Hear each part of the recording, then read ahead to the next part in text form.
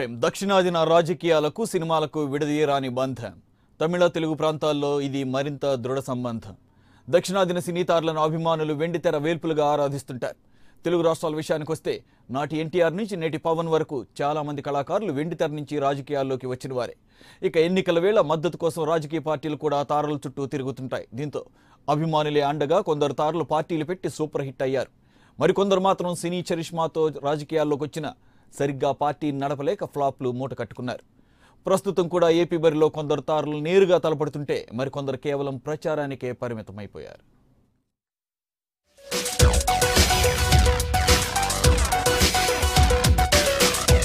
AP బరిలో సినీ తారలు.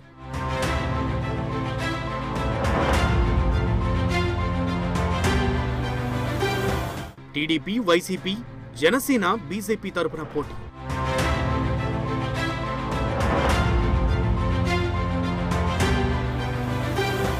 ప్రచారంలో దూసుకుపోతున్న కమీడియన్స్.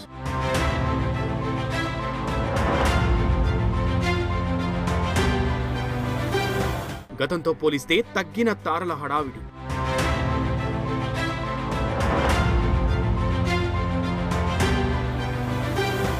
రాజకీయ రసవత్తర పోటీలో సినిమా వాళ్లు ధీటుగా నిలబడడం ఎప్పటి నుంచో చూస్తున్నదే. తమదైన గ్లామర్, నటనా కౌశల్యంతో ప్రేక్షకులను ఉరూతలొగించి సినీ రంగంలో జేజేలు అందుకున్న ఎందరో తారలు ప్రజాసేవ లక్ష్యంగా రాజకీయ రంగంలోకి అడుగుపెట్టడం ఎప్పుడో పాతతరం నుంచే మొదలుపెట్టారు. సంఖ్యాపరంగా నేడు ఎంతో మంది సినిమా వాళ్లు ఎన్నికల పరిలో తమ సత్తా చాటేందుకు సన్నద్ధమవుతున్నారు. 2019 సార్వత్రిక ఎన్నికల వేళ వివిధ పార్టీల తరపున పోటీ చేస్తున్న, ప్రచారం చేస్తున్న తారల హడావిడితో వాతావరణం సందడిగా మారింది.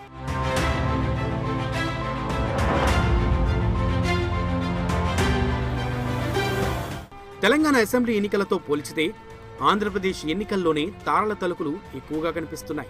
గతంతో పోలిస్తే తక్కువే అయినా చాలా మంది సినీ నటులు ఈసారి కూడా రాజకీయ పార్టీలకు తమ మద్దతు తెలుపుతున్నారు. వీరిలో కొందరు టికెట్లు దక్కించుకోగా ఇంకొందరు కేవలం ప్రచారానికి పరిమితమవుతున్నారు.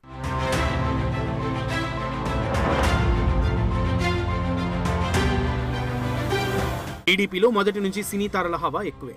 ఎన్టీఆర్ తనయుడు సినీ హీరో బాలకృష్ణ హిందూపురం నుంచి రెండోసారి బరిలోకి దిగుతున్నారు.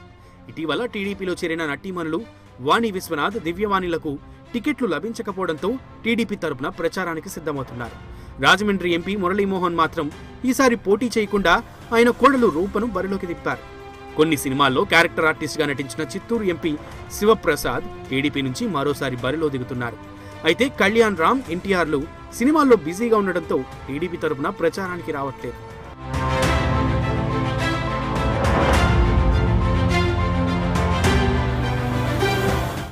ఈసారి వైసీపీలో తారాబలం పెరిగింది. మొన్నటి వరకు ఆ పార్టీలో చిత్తూరు జిల్లా నగరి ఎమ్మెల్యే రోజా మాత్రమే కనిపించేవారు. ఆవిడకు తోడుగా ఈసారి మరికొందరు తారలు వైసీపీలో తీర్థం పుచ్చుకున్నారు. వీరిలో ప్రముఖ నటి జయసుధతో పాటు నటుడు భానుచందర్, హాస్య నటుడు ఆలీ, పృథ్వీ, కృష్ణుడు, రాజా రవీంద్ర, దాసరి అరుణ్, పోసాని కృష్ణమురళీలు వైసీపీకి మద్దతు తెలుపుతున్నారు. సినీ నిర్మాత పొట్లూరి వరప్రసాద్ విజయవాడ నుంచి పోటీ చేస్తుండగా రోజా మరోసారి నగరి స్థానం నుంచి బరిలోకి దిగుతున్నారు. కమీడియన్ పృథ్వీ అయితే దాదాపుగా వైసీపీ అధికార ప్రతినిధిగా ప్రత్యర్థి పార్టీలపై విమర్శలు గుప్పిస్తున్నారు.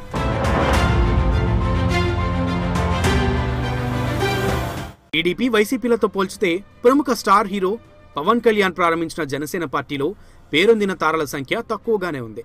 పవన్ కు మద్దతుగా ఆయన సోదరుడు నాగబాబు రంగంలోకి దిగగా జబర్దస్త్ షో నటులు శకలక శంకర్, ఆదిలు జనసేనకు మద్దతుగా ప్రచారాలు చేస్తున్నారు.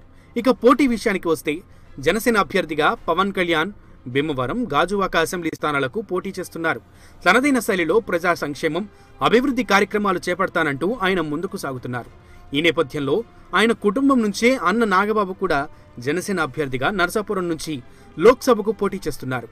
వీరు మినహా మెగా కుటుంబంలోని మిగిలిన హీరోలు ప్రచారానికి రావడం ఇప్పటికైతే అనుమానమే.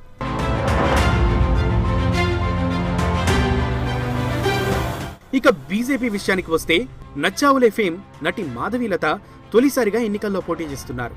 గుంటూరు బీజేపీ పశ్చిమ అభ్యర్థిగా ఆమె బరిలో దిగుతున్నారు. ప్రముఖ సీనియర్ నటుడు కృష్ణంరాజు కూడా బీజేపీలోనే ఉన్నా ఆయన ప్రస్తుతం రాజకీయాల్లో యాక్టివ్గా లేరు. కృష్ణంరాజు, ప్రభాస్లు బీజేపీ తరపున ప్రచారం చేస్తారని మొదట్లో అనుకున్నా ఇప్పుడు ఆ పరిస్థితులు లేవు.